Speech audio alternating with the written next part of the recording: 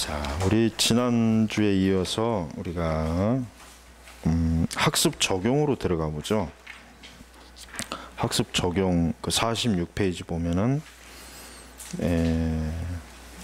그 3번에 보면은 시편 23편을 반복해서 읽고 암송하는 것을 환자들에게 처방한 것으로 유명한 그 폴 트루니에. 폴 트루니에가 굉장히 책이 많이 나와 있어요. 우리나라에 많이 나와 있고 폴 트루니에 책을 굉장히 즐겨 많이 봅니다. 근데 로이드 존스 목사님은 절대로 폴 트루니에가 이런 사람이 쓴 책을 보지 말아라 경고를 했습니다. 왜 그러냐면 폴 트루니에 같은 사람은 굉장히 그러니까 기독교를 그러니까 교리적인 어떤 바탕 위에서 상담을 하거나 사람을 그러니까 지금 이 사람 자체가 심리학자거든요. 의사이면서 심리학자라고요.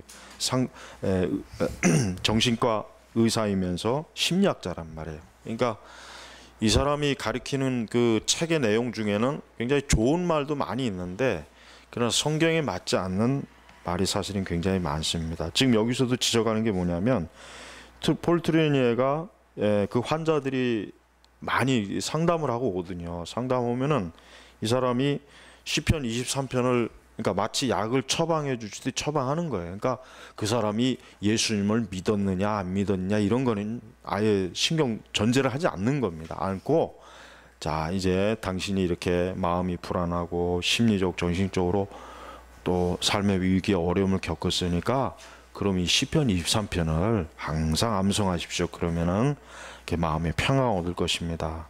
그러니까 꼭 그냥 약을 처방해 주듯이 이런 식으로 이제 말씀을 이제 외우라, 암기해라 이제 이런 것입니다.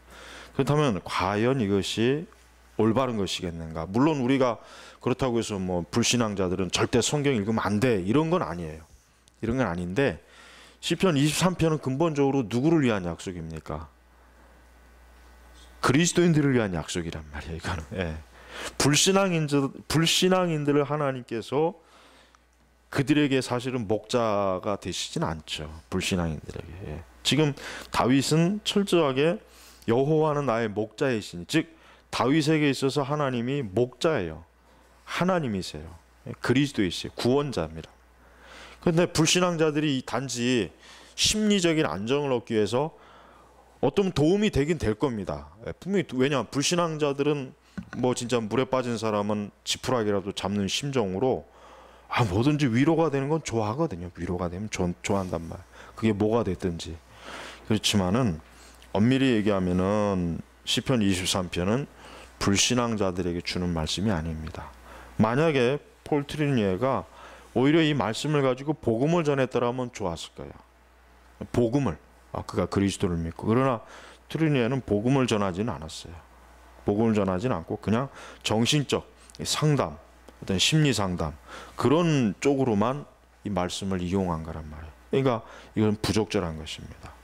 우리는 하나님의 말씀이 물론 하나님은 모든 사람이 성경을 읽기를 원하십니다. 그리고 불신앙자가 성경 읽는 거 하나님 기뻐하세요. 왜?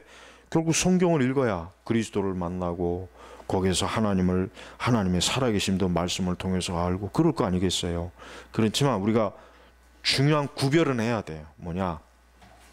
우리가 성경에 특히 이제 신약 서신을 보면 서신서가 1차 대상이 누구냐면 신자들이에요. 신자들이지 불신앙자들이 아니에요. 그러니까 우리가 여기서 알아야 될 게 있어요. 뭐냐면 기독교 윤리를 주창하는 자들의 문제가 뭐냐면 성경의 말씀을 모든 보편적인 하나의 윤리적인 기준으로 삼는 거예요. 내가 이제 이따 가서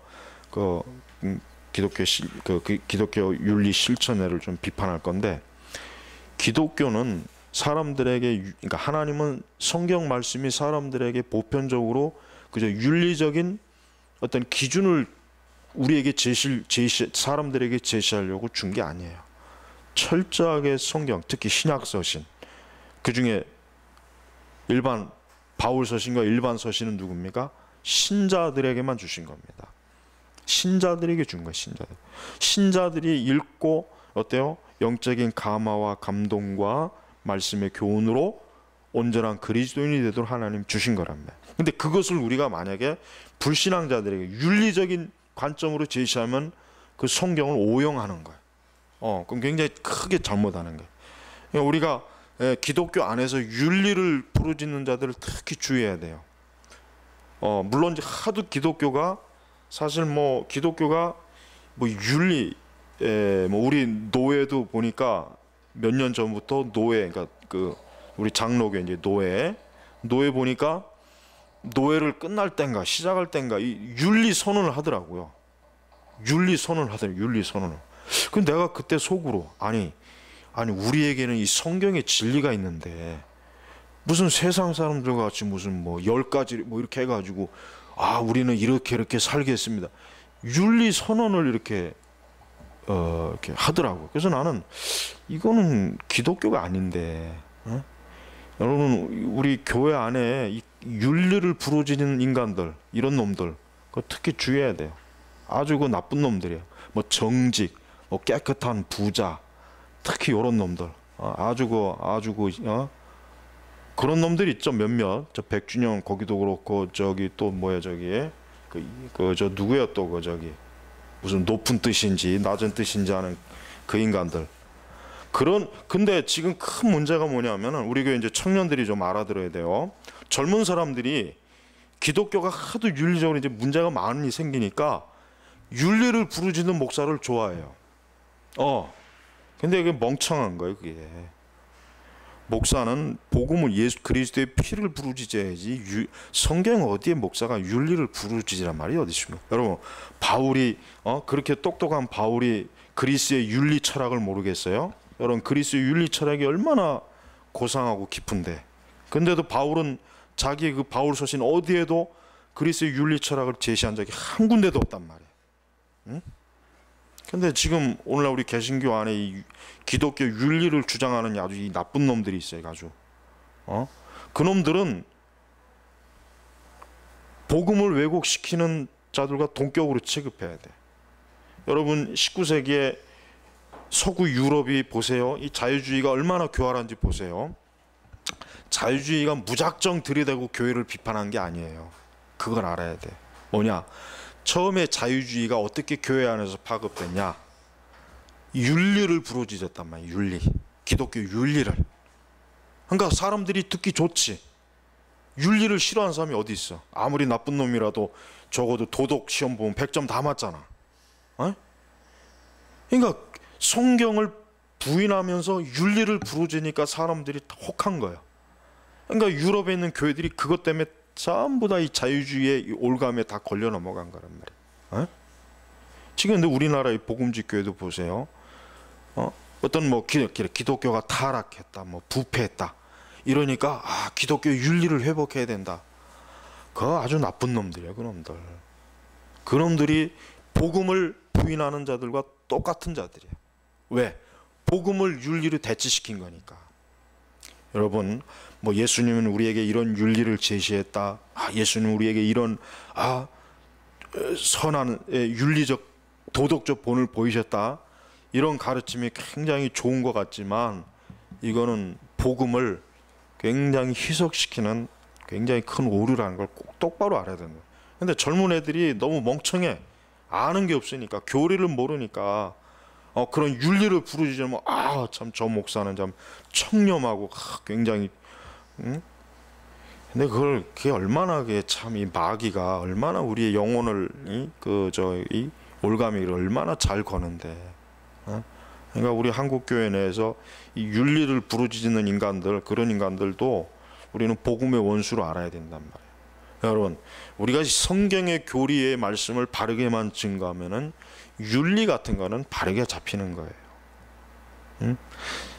인간의 윤리나 도덕은 하나님의 진리의 관점에서 볼 때는 굉장히 낮은 수준에. 여러분 강아지 키울 때 강아지 배변 훈련 시킨다 그러죠. 어떻게 시킵니까? 몇 번 후드려 까면 돼요. 엉뚱한 데다 똥 싸고 오줌 싸면 그냥 귀싸대기로 몇 번 치워갖고 한 번만 더 그러면 알아들어요, 걔도. 복음이 아닌 윤리는 그거와 똑같은 원리란 말이에요. 인간에게 이렇게 도덕적 윤리적으로 살아라. 굉장히 좋은 것 같죠. 좋은 것 같단 말이에요. 근데 그게 결국은 복음을 밀어내는 거란 말이에요. 우리가 복음 아니더라도 사람이 이렇게 괜찮을 수 있구나. 야, 사람이 이렇게 선할 수 있구나. 야, 사람이 양심적으로 옳을 수 있구나. 이게 속이는 거란 말이에요. 속이는 거. 이 트루니에도 결국 그거와 연장선입니다. 모든 자기의 그 상담 내담자들에게 그들이 막 괴로워해요. 이혼과 실직과 질병과 막 다양한 것 때문에 괴로워할 때 이 시편 23편을 외우시면 마음에 평화가 얻을 것입니다. 평강은 얻을 수는 있겠지. 그러나 그의 영혼이 과연 그리스도를 만나느냐 하는 문제는 그건 다른 차원이란 말이에요. 그러니까 우리가 조심해야 돼. 그러니까 로이드 존스 목사님이 트루니에 책을 읽지 말아라. 주의해라. 근데 또 우리 한국의 이 폴 트루니에를 또 추천하는 정신 나간 놈들이 얼마나 많은지 몰라요. 뭐 총이신데 뭐 장신데 그 교수놈들이 꼭 그 지랄을 한단 말이야. 아주 하여튼 그러니까 내가 볼 때는 이 교수들도 별로 아는 게 없어. 별로 너무 멍청해. 그러니까 여러분, 교수들이 똑똑하다는 생각은 그건 환상을 깨버려야 돼요. 교수들이라고 하는 거는 자기 분야에 겨우 어떤 한 부분만 알지 조금만 벗어나면 아무 쥐뿔도 모른단 말이에요. 그러니까 교수들 앞에 껍벅할 필요가 없어. 나는 교수들 중에 제대로 똑똑하게 아는 놈을 나 이제까지 별로 본 적이 없어, 진짜. 리그 워런을 추천하지 않나, 영성주의를 추천하지 않나, 그 오두막 그 책을 추천하지 않나. 그 오두막이 얼마나 뉴에이지적인 책인데, 응? 그걸 보면은 참 정말 우리가 왜 이렇게 이 성경이 닫혀진 거예요. 닫혀진 거. 그러니까 그걸 잘 알아야 된단 말이에요. 우리 청년들이 특별히 청년들은 더 분별력이 너무 없어요.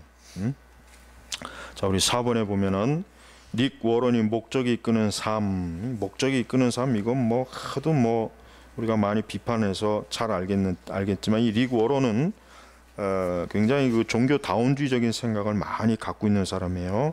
그래서 목적이 이끄는 삶에 보면은 어떤 교리적인 언급이 없죠. 삼위일체나 죄와 비참함 말하지 않잖아요. 그냥 단순히 그리스도인이 어떤 목적을 갖고 나아가라. 어떤 거기에 막 굉장히 격려를 하는데 근데 죄, 심판, 멸망 이런 게 없단 말이에요. 그러니까 이 릭 워런은 어떤 사람입니까? 그 노만 빈센트 필과 똑같은 사람이란 말이에요. 현대적으로 옷만 살짝 세련되게 바꿔 입은 거예요. 이게 노만 빈센트 필은 절대로 긍정적으로 얘기해라. 죄 얘기하지 마. 로버트 슐러하고 동격이란 말이에요. 죄 얘기하지 말아라. 부정적으로 얘기하지 말아라. 긍정적으로 얘기해라. 좋은 얘기해라. 심판이나 죄 얘기하지 말아라. 그런 사람들이 이 릭 워런은 그런 사람들의 주장을 좀 더 세련되게 바꾼 게 이 목적이 이끄는 삶이라고요. 근데도 이 목적이 이끄는 삶이 정말 기독교 역사상 가장 20세기에서 가장 큰 베스트셀러가 됐어요. 굉장히 엄청나게. 하지만 우리가 그걸 알아야 돼. 그거는 옳은 것이 아니다. 그래서 우리가 알아야 될 게 뭡니까? 48페이지 쪽으로 넘어가면은 우리는 하나님이 사랑하는 특별한 대상으로 만들어졌다. 하나님은 사랑하시기 위해 우리를 만드셨고 우리는 그 진리 위에 우리의 삶을 만들어 나가야 된다. 성경은 하나님의 사랑이시다고 우리에게 말해주고 있다. 하나님의 사랑의 마음을 가지고 계신다고 말하지 않는다. 그분은 사랑이시다. 사랑은 하나님의 인격이다. 삼일체 하나님 그대로 완벽한 사랑이다. 하나님 우리를 창조할 필요가 없으셨다. 그분은 외롭지 않았다. 하지만 그분은 사랑을 표현하기 위해서 우리를 창조하셨다. 이게 지금 저기에 그 34부 릭 워런의 책에서 지금 끌어낸 것들이에요. 지금 모든 사람은 무엇인가 이끌려 산다. 지금 여기서 보면은 릭 워런은 하나님의 사랑에 대해서 굉장히 강조는 많이 하는데 전체적으로 어때요? 그 하나님은 사랑이시지만 하나님께서는 그 죄를 허용하지 않는 하나님의 사랑에 대해서는 별로 얘기를 안 하는 거예요. 그러니까 그게 문제란 말이에요. 지금 우리가 하나님의 사랑 얘기하는 것, 사랑 당연히 사랑인데 그 사랑의 전제는 뭡니까? 죄를 허용하지 않는 사랑. 죄를 허용하지 않는 사랑이어야 되는데 문제는 뭐예요? 이 사람들은 릭 워런과 같은 신복음주의자들은 죄를 허용하시는 사랑이라고 은연중에 그렇게 막 그 충동질하는 거예요. 그러니까 이 릭 워런이나 빌 하일베스나 이런 사람들 보십시오. 그들의 교회나 그들의 설교에서 보면은 어떤 인간의 죄와 비참함에 대해서 지적을 안 하잖아요. 제가 전에도 몇 번 얘기했죠. 빌 하이베스가 잠깐 정신이 돌아와서 죄에 대해서 몇 주 얘기했더니 교인들이 쑥쑥 빠져나가가지고 다시 그냥 정신이 돌아가지고 그 다음부터 죄에 대해서 설교 안 했잖아요. 그러니까 리 구어런이나 빌 하이베스 같은 사람들이 죄에 대해서 강조를 많이 하면 그 교회 교인들의 거의 대부분이 어때요? 나가버려. 왜? 자기들은 그런 설교 들으려고 교회에 온 게 아니거든. 자기들은 그러니까 그 실체가 드러나는 거란 말이에요. 근데 우리가 그런 실체를 알아야 되는데 지금의 교회들은 그런 실체를 알기를 두려워하죠. 왜? 교인 빠져나가는 거는 뭐든지 싫어한단 말이에요. 그래서 우리는 그런 것들에 대해서 우리가 좋아하면 안 됩니다. 하나님에게 사랑이시지만 그 사랑은 죄를 허용하지 않는 사랑이에요. 만약에 하나님께서 죄를 허용하는 사랑이라면 예수님이 오실 이유가 뭐가 있겠습니까? 그냥 너나 나나 다 천국 보내주면 되는데 예수님이 고난받을 이유가 없어요. 십자가에 피 흘릴 이유가 없는 것이에요. 그래서 우리가 이 신복음주의자들의 이러한 가르침에 그 교묘한 점을 잘 파악해야 돼요. 그들이 하는 말이 굉장히 참 미끈하고 굉장히 좋은 말이고 아주 참 부드럽지만 그건 독을 묻힌 사과나 마찬가지입니다. 5번에 보니까 내 인생은 나의 것, 내 인생은 그냥 내게 맡겨주세요. 뭐 이런 대중가 이거 옛날에 어떤 노래 있었는데 옛날에 어떤 노래가 있었는데 이거는 뭐 성경적인 게 아니죠.